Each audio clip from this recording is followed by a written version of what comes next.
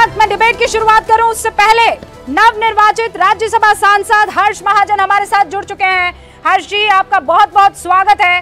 सबसे पहले तो मुबारकबाद, और कल से चर्चाओं का विषय जो है वो गर्म हो गया है हर्ष जी, इस बात को लेकर कि राज्यसभा में तो जब आप आते हैं तो ऐसा चुनाव नहीं होता है जैसा लोकसभा चुनाव लगते हैं। कल तो वही स्थिति दिखाई दे रही थी हर्ष जी।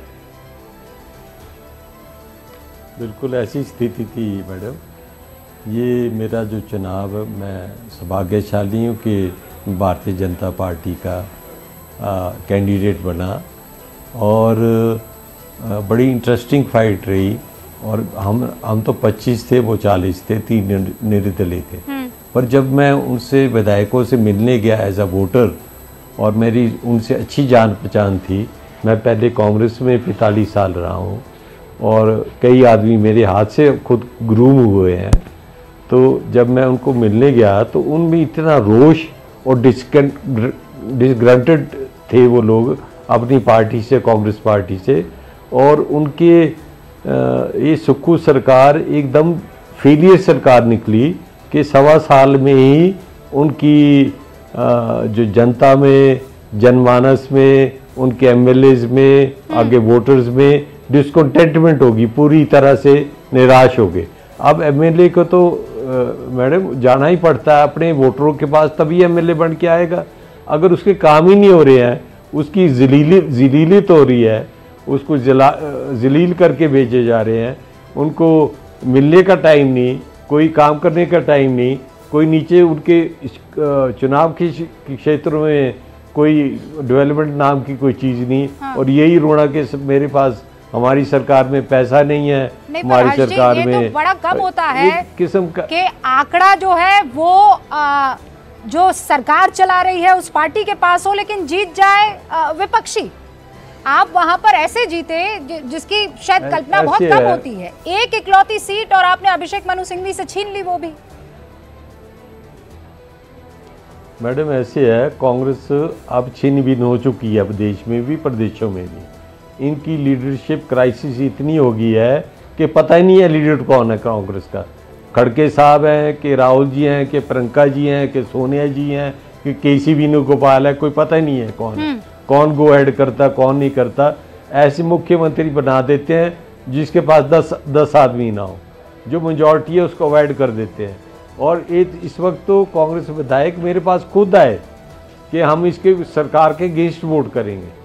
यहाँ हिमाचल एक छोटी स्टेट है, साफ सुथरी स्टेट है, यहाँ मतलब कोई ऐसी चीजें होती नहीं थी पहले। वो ये कह रहे हैं कि आप लोग दबाव बना रहे हैं क्योंकि सत्ता में है तो पैसा आपके पास है, ईडी आपके पास है, सीबीआई आपके पास है, पूरा का पूरा प्रशासनिक ताकत आपके पास है, और इसीलिए जो है आप इसी तरीके से सरकारें गिरा देते हैं और नई अपनी सरकार बना लेते हैं। ये बड़ा विपक्ष का आरोप है आप पर।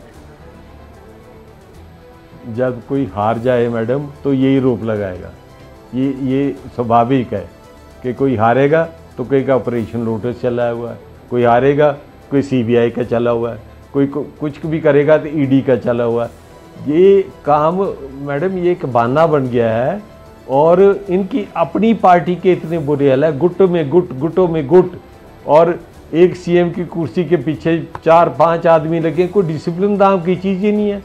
आजकल ज़माना है भारतीय जनता पार्टी का, उनके नेतृत्व देखो आप, मोदी जी हैं, अमित शाह जी हैं, नड्डा जी हैं, जो डिसीजन लेंगे वो डिसिप्लिन से आप चुनाव जीते ऊपर तक और अब आप सत्ता के केंद्र में आ गए हैं, क्या बीजेपी भी कल को हिमाचल में सत्ता चलाएगी? बीजेपी ही सरकार बनाएगी। वो उनको इस वक्त कई एमएलए उनके साथ कॉपरेशन करने के लिए तैयार हैं, क्योंकि अपनी सरकार से दुखी हैं, वो दुखी हैं, सुक्खू सरकार से दुखी हैं। और किसी और को भी बनाएंगे तो एक तरफ एक गुट चले जाएगा, दूसरी तरफ दूसरा गुट जाएगा, तीसरी तरफ तीसरा चलेगा। अब सुक्खू को हटाएंगे तो किसको सीएम बनाएंगे? चार आदमी खड़े हो गए, 5 आदमी खड़े हो गए, हर आदमी सीएम बनना चाहता है, कोई डिसिप्लिन नाम की चीज ही नहीं है। नहीं, अब एक आखिरी महत्वपूर्ण सवाल हर्ष जी आपसे मैं ये पूछना चाहती हूँ कि जो जनता है उसने चुना कांग्रेस को है, और अगर आप वहां पर सरकार बना देंगे तो फिर विपक्ष ये आप पर आरोप लगाएगा ना कि जनता ने चुना हमें और आप वहां पर अपने बल का इस्तेमाल करते हुए विधायक तोड़कर सत्ता चला रहे हैं। ऐसे है मैडम, बोलने को तो कुछ भी बोले हैं, पर आज जमीनी स्थिति ये है कि अगर चुनाव करा लिए जाएं तो भारतीय जनता पार्टी कम से कम 50 से ऊपर सीटें लेके आएगी। आज ये पोजीशन है हिमाचल में। एक तो मोदी जी का नेतृत्व, ऊपर से कांग्रेस के फेलियर्स, ऊपर से लीडरशिप क्राइसिस इनका, और इस वक्त जो है कांग्रेस छिन भिन्न हो चुकी है। किसी भी दिन सरकार गिर जाएगी। अब स्पीकर जो हैं वो डिलीवरी टैक्टिक्स के डिस्क्वालीफाई कर दो, इसको सस्पेंड कर दो, इसको ये कर दो, अल्टीमेटली तो जीत तो हो ही जाएगी। ये तो कोर्ट में जाएंगे हम, गवर्नर के पास जाएंगे। अब तो आप और संवैधानिक नव निर्वाचित आप भी राज्यसभा सांसद हैं, कितने कांग्रेस के एमएलए आपके संपर्क में हैं? एक नंबर आप दे सकते हैं और पक्के तौर पर कि वो आपके साथ आ जाएंगे और सत्ता आपको मिल जाएगी। मैडम यहाँ ग्रुपिज्म 2-2, 3-3 एमएलए का बन गया अलग अलग, और इस पर लगभग 10 एमएलए ऐसे हैं जो हमारे संपर्क में हैं। हम लेंगे उतनी जो मेजॉरिटी चाहिए, इससे ज़्यादा नहीं लेंगे। और आपके साथ आते ही वो सब पाक साफ हो जाएंगे, डिसिप्लिन हो जाएंगे? नहीं, हम तो इलेक्शन भी कराने को तैयार हैं, करें जो करना है। और जो आएंगे उनके ऊपर क्या हमारी उम्मीद होगी, क्या वैसा होगा, कोई बार्गेनिंग की बात नहीं है मैडम। हिमाचल ऐसी स्टेट नहीं है, हिमाचल देवी देवताओं की स्टेट है। यहाँ आज तक कभी ऐसा हुआ ही नहीं। ये जो हुआ है कांग्रेस के कारण ही हुआ है। अच्छा, इनकी अपनी सरकार के कारण प्रियंका गांधी, राहुल गांधी और खड़गे जी ये सरकार बचा नहीं पाएंगे? अब यहाँ कोई भी आ जाए, अभी DK शिव कुमार जी आए हैं और पता नहीं उनके साथ कोई हुड्डा जी आए हैं, तो ये पहले भी आए थे, अब फिर ये आएंगे, इनके बाद एक और गुट तैयार हो जाएगा। इनके बस की बात नहीं। कांग्रेस पूरे देश में छिन भिन्न हो गई है, पूरे देश में इनकी लीडरशिप क्राइसिस हो गया है। कुछ लीडर कुछ और बोल रहे हैं, होता कुछ और है, नीचे जमीनी स्थिति कुछ और है।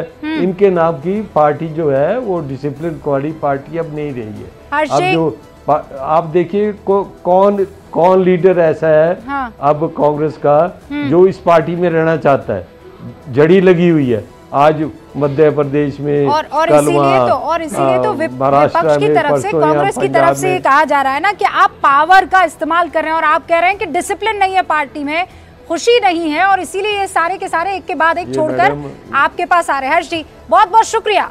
हर्ष महाजन इस वक्त हमारे साथ जुड़े थे, जो खुद एक नेता भी हैं, पिता भी कैबिनेट मिनिस्टर रह चुके हैं, देशराज महाजन, इनफैक्ट असेंबली में स्पीकर भी थे और अब राज्यसभा सांसद हैं भारतीय जनता पार्टी के, जो बता रहे थे सरकार अब हिमाचल प्रदेश में बीजेपी की बनने वाली है।